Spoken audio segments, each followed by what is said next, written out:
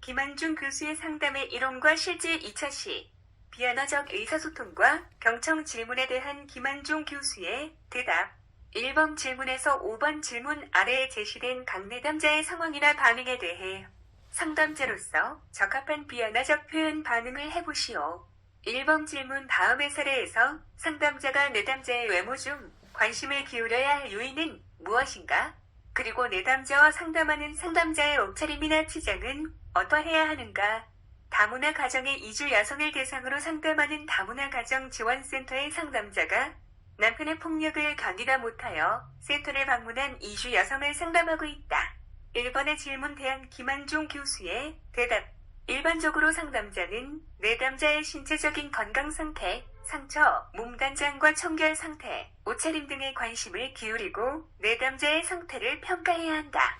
이 사례에서는 특히 내담자의 신체에서 발견되는 폭력의 흔적이나 후유증을 살펴보고 폭력의 심각성을 평가해야 한다. 또한 상담자의 옷차림에서 상담자는 내담자를 이해하고 내담자에게 맞추고 있다는 것을 표현해야 하므로 사회경제적 어려움이 있는 이주 여성과 상담할 때 지나친 장식을 하거나 값비싼 옷을 입는 것은 부적절하다. 더불어 상담자는 지저분하거나 노출이 심한 옷도 삼가서 내담자를 존중한다는 비형적인 메시지를 표현하는 것이 좋다.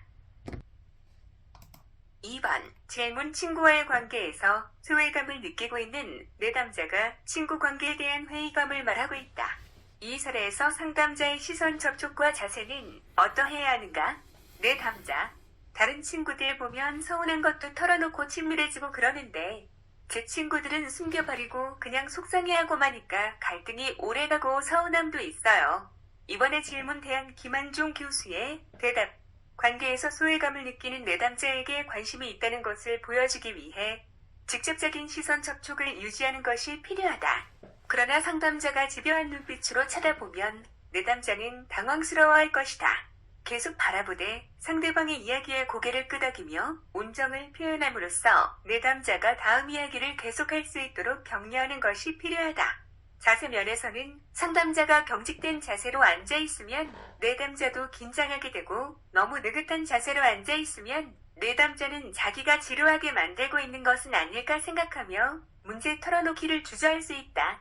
따라서 편안한 자세로 전문가적 태도를 가지고 앉아있는 것이 좋다. 3번 질문. 회사에서 동료와 업무 협조를 하는데 어려움을 겪고 있는 내담자가 분노를 통제하기 어렵다는 호소를 하며 서럽게 울고 있다.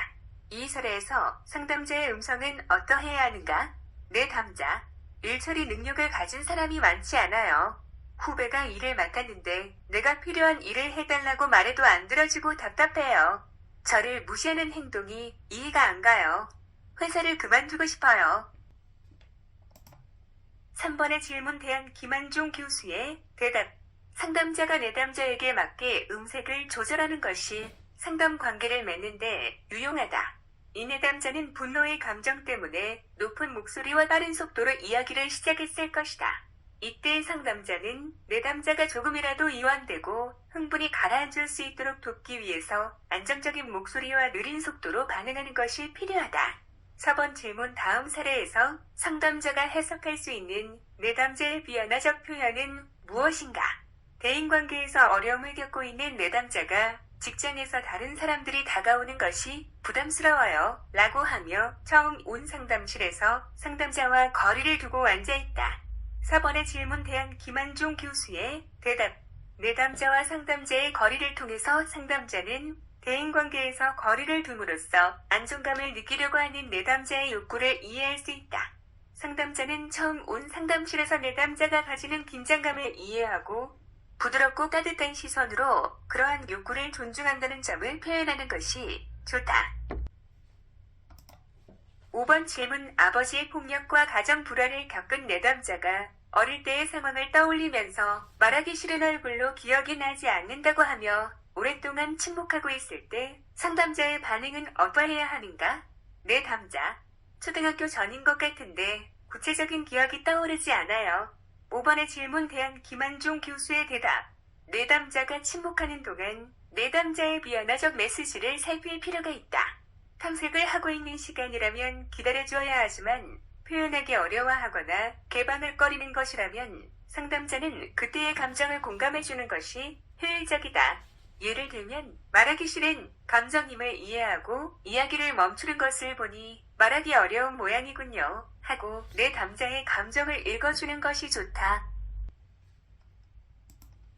6번 질문에서 9번 질문 아래에 제시된 내담자의 상황이나 반응에 대해 효과적인 경청을 연습해보시오. 취업 공부를 하고 있는 내담자가 눈을 잘 맞추지 않고 곰곰이 생각하면서 천천히 작은 목소리로 수줍게 말을 하고 있다. 이상하게 최근에 집중이 잘 안 되더라고요. 책상에 앉으니까 잡생각도 많이 들고 제가 잠을 잘 못 자거든요. 자다가 조그만 소리에도 잘 깨고요. 그게 또 공부하는데 방해도 되고 하니까 제가 자취를 하는 이유도 집에서 나오면 좀 조용하고 신경이 덜 쓰일 것 같아서예요. 신문 같은 거 보니까 잠을 잘 못 자면 우울증이 온다고 해서 이틀 전에도 잠을 잘 못 잤거든요. 옛날처럼은 아닌데 그렇게 될까봐. 잠을 잘 못 자면 공부도 안 되고. 6번 질문 내담자의 비언어적 메시지는 무엇인가?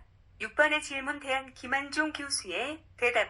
눈을 잘 맞추지 않고 곰곰이 생각하면서 천천히 작은 목소리로 수줍게 말하는 것을 볼 때 내담자는 심리적으로 위축되어 있고 불안하고 우울해하고 있다고 짐작할 수 있다.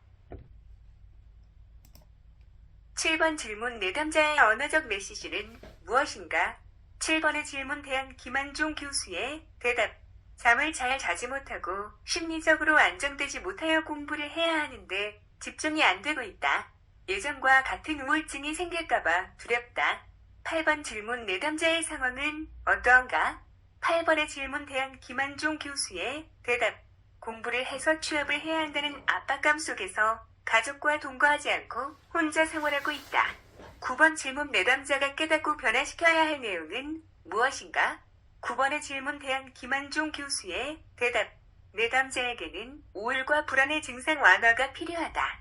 그러기 위해서 우울증이 올까봐 스스로 두려워하는 것을 알고 우울의 증상이 과거의 어떤 경험이나 비합리적 신념에서 비롯되었는지 탐색하고 우울한 감정에 대처하는 자기 관리 방법을 배워야 한다. 이상으로 김한중 교수의 상담의 이론과 실제 2차 실수업 중 질문과 답을 모두 마치겠습니다.